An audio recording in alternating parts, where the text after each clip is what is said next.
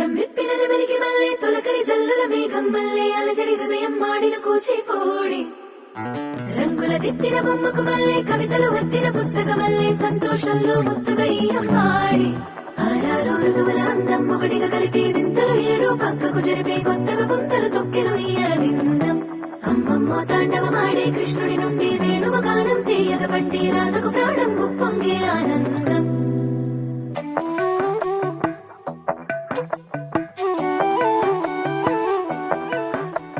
మధురము కదా ప్రతొక నడక నీతో కలిసేలా తరగని కథ మనదే కనుక మనసు మురిసినిలా ఉసురే